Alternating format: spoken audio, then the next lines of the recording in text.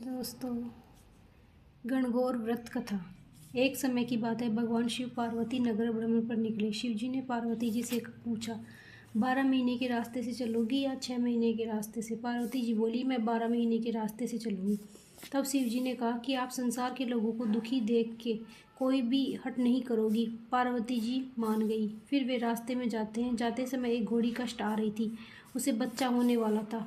उसकी पीड़ा देखकर माँ ने पूछा, ये घोड़ी कष्ट क्यों आ रही है? तो शिव जी कहते हैं, ये घोड़ी माँ बनने वाली है। पार्वती जी बोली, तो माँ बनने में इतना कष्ट सहन करना पड़ता है, तो मेरे तो गांठ लगा दो। शिव जी कहते हैं, आगे चलो। फिर और आगे चलकर एक राज्य आता है। वहाँ दूर दूर तक अशांति और उदासी फैली होती है। उदासी देखकर माँ पूछती है, यहाँ सब क्या हो रहा है? गांव के लोग कहते हैं, हमारे नगर की रानी माँ बनने वाली है और कष्ट में है। फिर माँ शिव जी से कहती है, माँ बनने में इतना कष्ट होता है, तो आप मेरे गांठ लगा दो। वो शिव जी के पीछे ही पड़ जाती है। फिर शिव जी उन्हें यह कहकर आगे बढ़ जाते हैं कि एक बार गांठ लग गई तो दोबारा नहीं खुल सकती। फिर वे और आगे चले तो रास्ते में एक गाय कष्ट आ रही थी। फिर माँ पूछी, माँ बनने में इतना कष्ट सहना पड़ता है, तो आप मेरे गांठ लगा दो। तो आखिरकार शिव जी ने माँ के बोलने पर गांठ लगा ही दी। तो फिर वे आगे चले। एक राज्य में पहुँचे तो वहाँ गणगौर का व्रत चल रहा था। गांव के बगीचे में महिलाएं गणगौर का पूजन कर रही थी। फिर वे महिलाएं माँ पार्वती को देखकर उनका पूजन करने लग जाती हैं।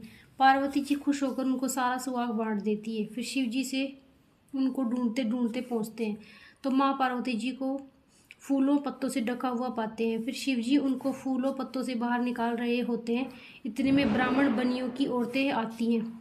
16 श्रृंगार करने में व्यस्त हो जाती हैं, जिस कारण उन्हें पूजा करने में दोपहर हो जाती है। और वो भी माँ को देखकर उनकी पूजा करने लग जाती है। माँ उनसे भी खुश हो जाती है। फिर सुहाग देने की बारी आती है।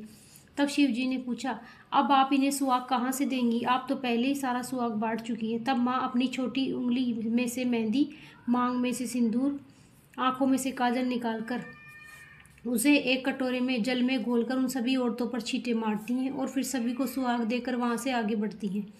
ऐसे ऐसे चलते चलते वे पार्वती के पीहर पहुँच जाते हैं।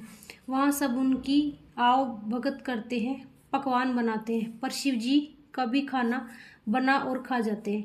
अब वे पार्वती क्या खाए, तो वह बथुआ का साग खाकर पानी पी लेती है। दोपहर में फिर वे विश्राम करते हैं। तो माँ से शिव जी पूछते हैं कि आपने क्या खाया? तो पार्वती बोली, जो आपने खाया वो ही मैंने खाया। फिर पार्वती जी के सो जाने पर शिव जी पार्वती जी की नाभि की ढकनी खोलकर देखते हैं। पार्वती जी ने क्या खाया, तो उन्हें उनके पेट में पानी और बथुए का साग दिख जाता है। फिर पार्वती जी के जागने के बाद शिव जी कहते हैं कि आपने हमसे झूठ बोला, आपने तो बथुआ और पानी पिया। पार्वती जी ने उनसे हट करती है कि आज के बाद कोई भी किसी की ढकनी खोल कर नहीं देखेगा, अर्थात कोई भी किसी की भी पेट की ढकनी खोल के नहीं देखेगा, क्योंकि उसके पेट में ससुराल व पीहर की लाज होती है। तब शिव जी को वचन देना पड़ा। उसके बाद से अब तक भी किसी की भी ढकनी नहीं खुलती। फिर वे दोनों कैलाश पर्वत की ओर चलते हैं और रास्ते में एक गाय अपने बछड़े को चाटती है व प्यार करती मिलती है। ये देखकर पार्वती जी शिव जी को गांठ खोलने को बोलती है।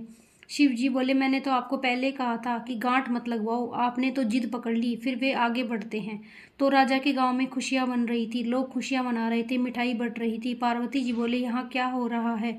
तो वे बोले, रानी के बेटा हुआ है तो जश्न मना रहे हैं। तो वे आगे चलते हैं।